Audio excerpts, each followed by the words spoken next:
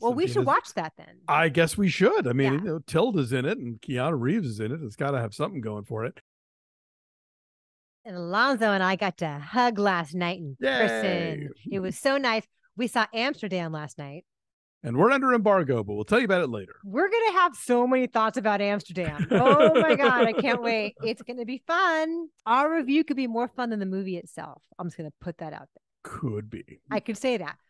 So this past weekend, The Woman King did incredibly well at the box office. Came in at number one. It made $19 million, and that is way higher than expectations. The projections were in the $12 million range, and has an A+ cinema score.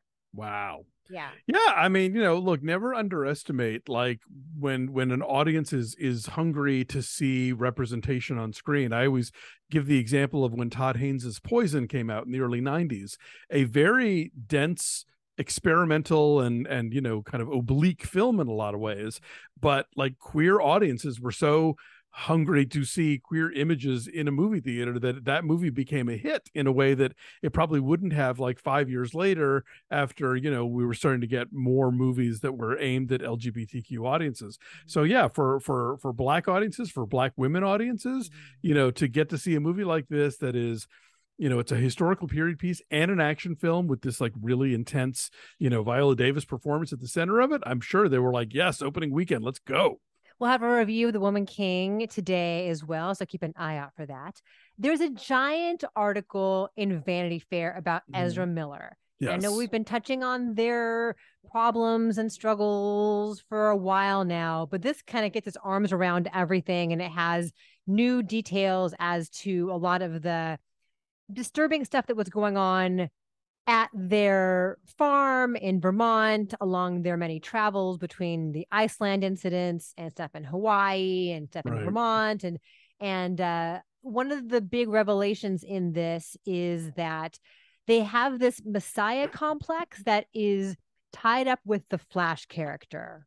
Oh boy. The idea that the Flash is a unifying force that will save people and bring them together. There's a real blending of, you know, fantasy and reality and performance and true self going on here. And people who worked with them saying, you know, this person has a lot of magic to them. And that was always quirky and endearing and surprising. But now they have gone off the deep end into different territory. Apparently, their parents' divorce after several years might have been a triggering factor.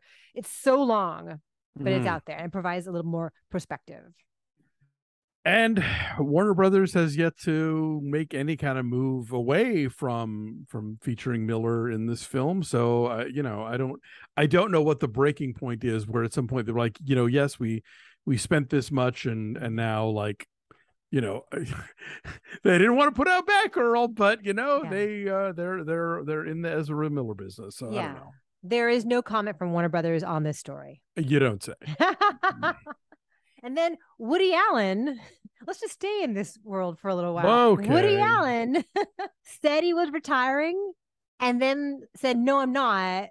And then whether it was like misinterpreted or what, but said that he was going to, you know, devote less time to filmmaking and more time to writing. And now is saying, absolutely, that's not true. He's working on his 50th film now in Paris. And like, I would be totally fine if there was never another Woody Allen movie again.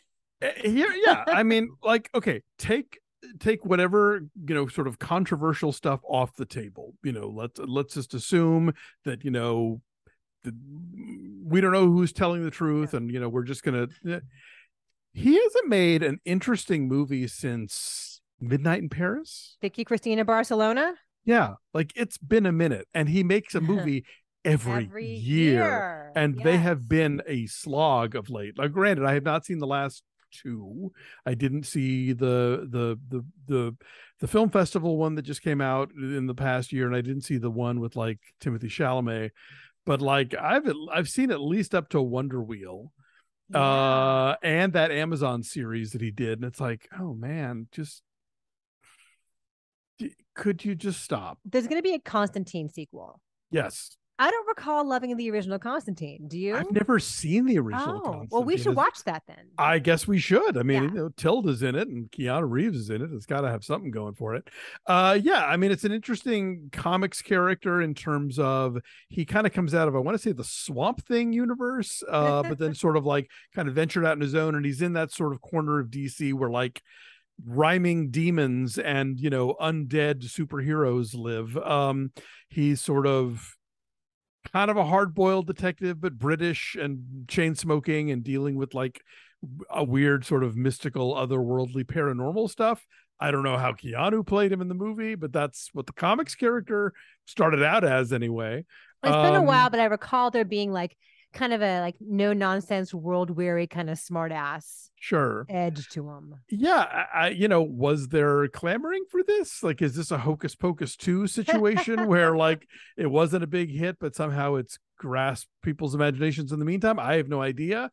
Tell us if you're a Constantine head and you've been waiting for this, but this kind of came out of left field for me. Apparently he loves this character and has always wanted to go back to this world. And yeah, I saw the Stephen Colbert clip where they were like, if you could do a sequel to anything that, you know, that hasn't already been done, he was like, oh, Constantine. Interesting. And then Francis Lawrence, who directed the original Constantine, is going to direct this as well. And he went on to do, you know, Hunger Games movies in the interim. So we should go back and rewatch the original Constantine because I have not seen it since it came out in 2005. I've not seen it since then. So let's do that. And then did you watch the documentary series The Way Down on HBO? Which is that one? It is yet another like prosperity evangelism cult thing with this woman named Gwen Shamblin, who was super, super skinny, but just had like giant hair. There was like a bizarre kind of elongation as like the hair got taller, but her body got smaller. And it was like an MLM thing too, right? Yeah, and it was a diet cult. It was like a diet cult at this giant mega church in Tennessee. And she died last year in a plane crash. And so there's been this series on HBO called The Way Down, WAY Down. Yes, so I heard about this, but I did not see it. It's one of those things, like so many of these docuseries, it could have been one movie. Sure. It could have been like a 2-hour movie, but they stretch it out to 5 episodes. Like, did you watch Keep Sweet, Pray and Obey on Netflix? No. That's I missed like that one too. Fucked up Warren Jeffs stuff. Oh, right. And again, like it's super disturbing and creepy, but after a while, it's like, okay, I get it. He's a monster. They all wore the same kind of dresses and hair. It's all creepy. Sure. I get it. So this is now going to be a feature film starring Sarah Paulson as Gwen Shamblin. And I wonder, like, is she going to lose that much weight to play her? Because she's like a pinky. She's like emaciated. Or will they just digitally like shrink her down? I don't know. I wonder at what point do we reach the point of like, you know, if you have the true crime or the true whatever series documentary thing, like, do we need to circle back and do the narrative? Like by the time the Tiger King movie with John Cameron Mitchell and Kate McKinnon happened, like, did anyone care anymore? Right. And even if you did, were you getting anything from that version that you didn't already get from the, you know, very, you know, out there real people involved? So it's like, I didn't see this doc, so it would all be new to me. But I'm just wondering, like, I don't know. At some point, or we did this notion of like, oh, this was a hit as a nonfiction thing. Let's make it a narrative. At which point they go, maybe just let it be the nonfiction thing, and that was enough to draw people, and we don't have to tell it again. I don't know. I agree, but also more Sarah Paulson in our lives is always a good thing. Never a bad thing. No, so for sure. There is that. The Fire Island cast is going to be saluted at the Gothams with a special Best Ensemble tribute. Yes. So that is happening. The actual Gotham Awards are in January, I believe. So and do they do an ensemble every year the way Spirits do, or no? Is it like a special thing? I think this is like a special cool thing that they're doing for them, and it's a fantastic cast, of course. Sure. And then there's a movie coming out. Was a movie that is out and is expanding called God's Country that some of you guys have asked about. We have not reviewed it, and we're probably not gonna because we shouldn't. The director and co-writer Julian Higgins is a friend of mine. I moderated a Q&A with him over the weekend. And then Alonzo, you're good friends with somebody who Gary Cotty, who's one of the first assistant directors on the film and was involved with the project during pre-production and worked on the short that it's based on, and wound up like he shot the first part of the production until they had to shut down because of COVID, and then by the time they got back up again, he had already gotten another gig, and so they had a second first AD come in. But anyway, yeah, we know too many people involved, so we can't really talk about it, but we both like it a lot and recommend that you see it, but it's just nothing we can review. It's excellent. It's beautiful. Tandy Way Newton plays this college professor in remote Montana, and these hunters come to her property, and it escalates from there. It's like exquisitely shot and so tense. Based on a James Lee Burke short story, right? It is. It's called Winter Light. And so it's excellent. So we just reviewed it, but we can't. Yeah, there you go.